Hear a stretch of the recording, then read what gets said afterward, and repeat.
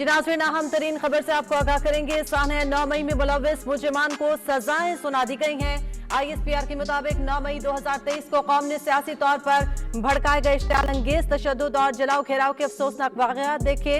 9 मई के पुरतशद्दुद वाक़यात पाकिस्तान की तारीख में एक स्याह बाब की हैसियत रखते हैं। नफरत और झूठ पर मबनी एक पहले से चलाए गए सियासी बयानिए की बुनियाद पर मुसल्लह अफवाज की तंसीबात बशमूल शुहदा की यादगारों पर मुनज़्ज़म हमले किए गए और उनकी बेहुरमती की गई। ये पुरतशद्दुद वाक़यात पूरी कौम के लिए एक शदीद सदमा है। 9 मई के वाक़यात वाज़े तौर पर जोर देते हैं कि किसी को भी सियासी दहशतगर्दी के जरिए अपनी मर्जी दूसरों पर मुसल्लत करने की इजाज़त नहीं दी जा सकती। इस यौम स्याह के बाद तमाम शवाहिद और वाक़यात की बारीक बीनी से तफ्तीश की गई। मुलव्विस मुल्ज़िमान के खिलाफ नाकाबिले तरदीद शवाहिद इकट्ठे किए गए।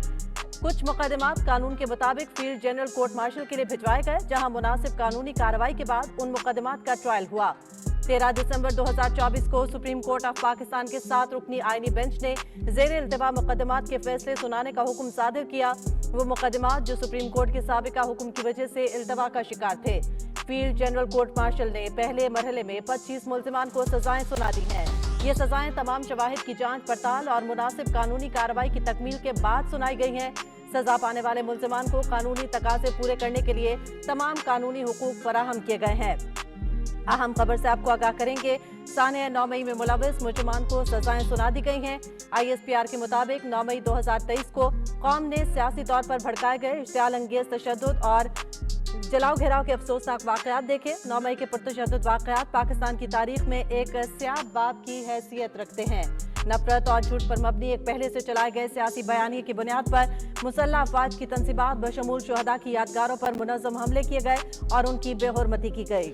सानहा 9 मई के हवाले से अहम खबर से आपको आगाह करेंगे। इस सानहे में मुलव्विस मुजरिमान को सजाएं सुना दी गई हैं। फौजी अदालतों ने 25 मुजरिमों को सजा सुना दी है।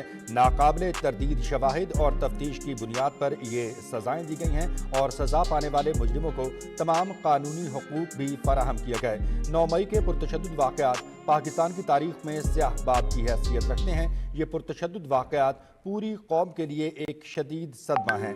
9 मई के वाक़यात वाज़े तौर पर जोर देते हैं कि किसी को भी सियासी दहशतगर्दी के जरिए अपनी मर्जी दूसरों पर मुसल्लत करने की इजाज़त नहीं दी जा सकती। इस यौम स्याह के बाद तमाम शवाहिद और वाक़यात की बारीक बीनी से तफ्तीश की गई। मुलव्विस मुल्ज़िमान के खिलाफ नाकाबिले तरदीद शवाहिद इकट्ठे किए गए और कुछ मुकदमात कानून के मुताबिक फील्ड जनरल कोर्ट मार्शल के लिए भिजवाए गए, जहाँ मुनासिब कानूनी कार्रवाई के बाद इन मुकदमात का ट्रायल हुआ। 13 दिसंबर 2024 को सुप्रीम कोर्ट ऑफ पाकिस्तान के 7 रुकनी आईनी बेंच ने ज़ेरे इल्तिवा मुकदमात के फैसले सुनाने का हुक्म सादिर किया। वो मुकदमात जो सुप्रीम कोर्ट के साबिका हुक्म की वजह से इल्तिवा का शिकार थे। फील्ड जनरल कोर्ट मार्शल ने पहले मरहले में 25 मुल्ज़िमान को सजाएं सुना दी हैं।